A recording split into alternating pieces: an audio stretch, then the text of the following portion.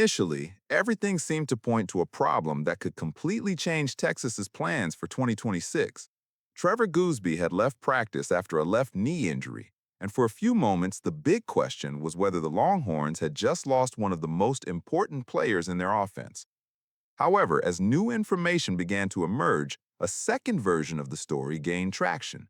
And this is precisely where the situation gets more complicated, because there is one specific piece of information that could completely change how this case is being understood. But before getting to that point, we need to go back to the beginning and understand exactly what happened. It all started during Monday's practice. Gooseby suffered the left knee injury, and immediately a concern arose that, for Texas, was much greater than simply losing a player for a few practices. After all, we are talking about the starting left tackle, a 6'7", approximately 325-pound player who occupies a fundamental position within the offense. And there was an even more important reason for the alarm. Gooseby is the primary protector of Arch Manning's blind side. In other words, any problem that kept him out for an extended period could force Texas to reorganize one of the team's most important areas before the season even began. But that was still not the most worrying part. At that moment, no one was certain about the severity of the injury. A knee contusion can raise much greater concerns, especially when it happens without contact. And while the tests had not yet been conducted, there was one question that could not be answered. Was it just a scare, or something capable of jeopardizing the season? Then came the first major revelation. The MRI showed that Gooseby had suffered a bone bruise, and, more importantly, there was no significant structural damage. Suddenly, the story began to change. Texas was not facing the worst-case scenario it could have imagined. Instead of a serious structural injury, the tests indicated a bone bruise, and that opened a much more optimistic possibility for the player and the team. But there was still one detail. The positive diagnosis did not mean Gooseby would immediately return to practice. It was still necessary to know how long he would need to recover. And that answer became just as important as the diagnosis itself. Because Texas is not simply waiting for the return of an offensive lineman, it is waiting for one of the key pillars of an offense that will face enormous pressure in the 2026 season. Gooseby became a full-time starter in 2025, after having started only 2 games in 2024, and his development was fast enough to finish the season earning first-team All-SEC honors.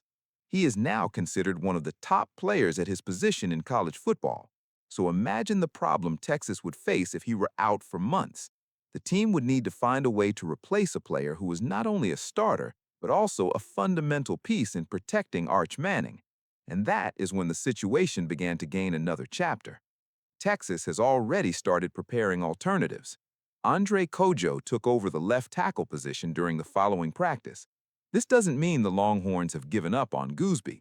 On the contrary, it means the coaching staff is doing exactly what it should do in the face of uncertainty, preparing an option in case the starter is not available. But there is an enormous difference between having an emergency plan and actually needing to execute that plan. And Texas wants to avoid the second possibility. Because no matter how good the alternative is, replacing a player of Goosby's caliber is not a simple task. There is also another name that could factor into this equation. Melvin Sinyon, who came to Texas from Wake Forest, started all 13 games last season and emerges as another possibility if the offensive line needs to be restructured. That gives Texas some security, but it also shows the extent of the concern. The coaching staff is not simply waiting, it is preparing for every possible scenario. And this comes precisely as the schedule starts to get interesting. Texas opens the season against Texas State on September 5th. A week later, it hosts Ohio State in Austin. And this is where Goosby's injury carries even greater weight. Because even if he only misses part of the preparation, the question will be whether he will be in the condition needed to face one of the strongest teams on the schedule. Ohio State is currently number 1. Therefore, it is not enough to simply ask whether Gooseby will have recovered. It will be necessary to know whether he will truly be ready. But there is one piece of information that could leave Texas fans much more at ease. The current projection points to a return in approximately 2 to 3 weeks, and if that estimate is confirmed, there is a real possibility that Gooseby will be available for the start of the season, including the opening game against Texas State and potentially the matchup against Ohio State on September 12th. This is precisely where the story changes entirely. What initially appeared to potentially become a long-term absence now looks like a problem that can be managed during preparation. But there is still no guarantee. Texas cannot treat a recovery projection as if it were a confirmed return. The player needs to go through the entire recovery process and be cleared before returning to the field.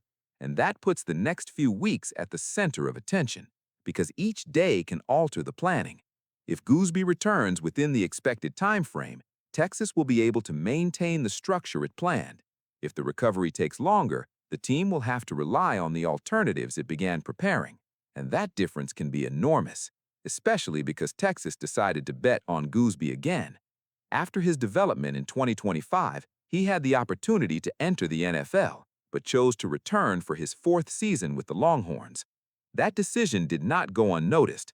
His professional projection remains extremely high, and he currently appears projected as the 6th overall pick in a USA Today mock draft for 2027. That helps explain why his presence is so important. Texas is not just waiting for a starter's return, it is waiting for the return of one of the most valuable players on its offensive line. And for a team that intends to compete for the SEC title and advance in the college football playoff, that difference matters.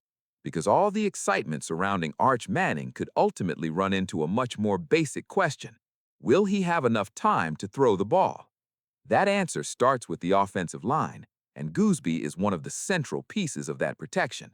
That is why when he left practice injured, the problem quickly took on much larger proportions. But now there is a completely different situation.